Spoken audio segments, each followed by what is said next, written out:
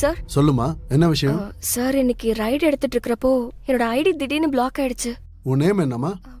இந்து.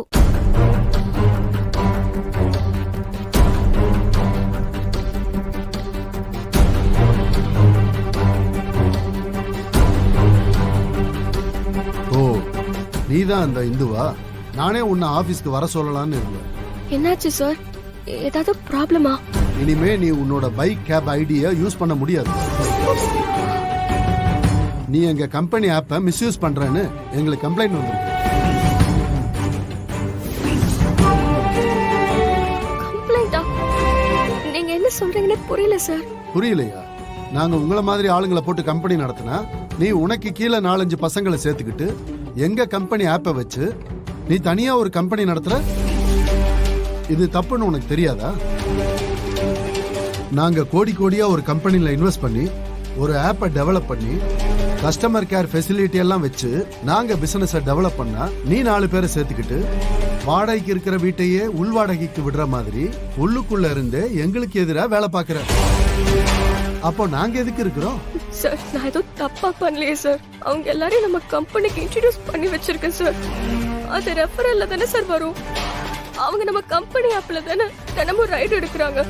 இதுல வர கமிஷன் எல்லாம் கம்பெனிக்கு தானே சார் வருது. அப்போது எப்படி சார் மிஸ்யூஸ்னு சொல்லுவீங்க? அதெல்லாம் முடியாதுமா. உன்னோட ஐடி பிளாக் பண்ணதுதான். இனிமேல் இங்க உனக்கு வேலை இல்லை. நீ கிளம்பலாம்.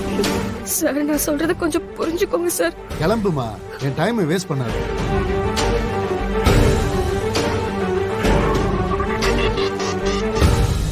சரி சார், நான் நினைச்ச மாதிரி எல்லாம் நல்லா தானே போகுது.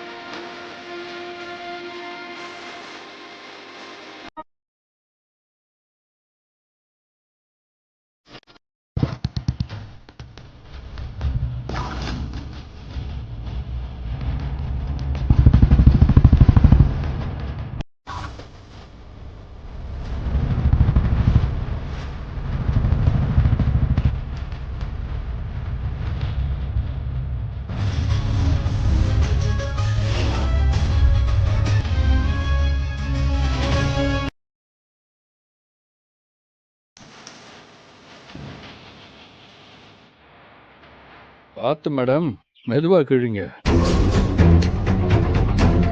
இப்ப புரியுதா யார்கிட்ட மோதணும் யார்கிட்ட மோதக்கூடாதுன்னு? நானும் நீ பண்றதெல்லாம் பார்த்துட்டு தானே இருக்கேன். இருந்த ஒரு வேலையும் போயிடுச்சு. இப்ப என்ன பண்ணுவ? என்ன மிரட்டியா? என்ன பண்ணுவ? இல்ல நீ என்ன பண்ணுவ? நான் கஷ்டப்பட்டு உழைச்சு சாப்பிடுறவ, நீ அடுத்தவங்களை கஷ்டப்படுத்தி அவ கஷ்டத்துல சாப்பிடுறவ. நான் யாரையும் நம்பி இல்ல, என் உழைப்ப மட்டும் நம்பி இருக்கேன். ஆனா உனக்கு இந்த வசூல் பண்றதையும் அடிதடி பண்றதையும் விட்ட வேற என்ன தெரியும்?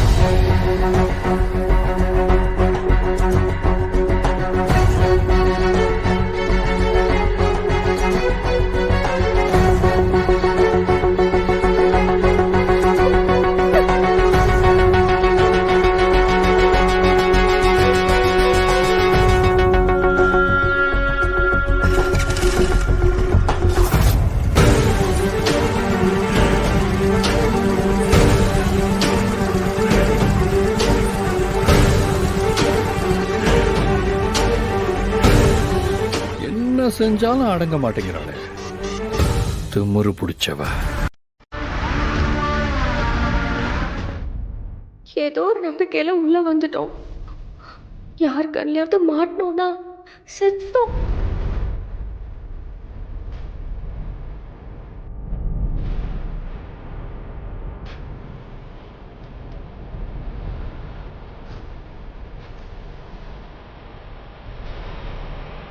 இவ்வளோ பெரிய வீட்டில் எங்க தேடுறதுன்னு தெரியலையே. இதுல சித்ரா ரூம் வேற கேட்க மறந்துட்டோம். சரி, ஒவ்வொரு ரூமா பார்ப்போம்.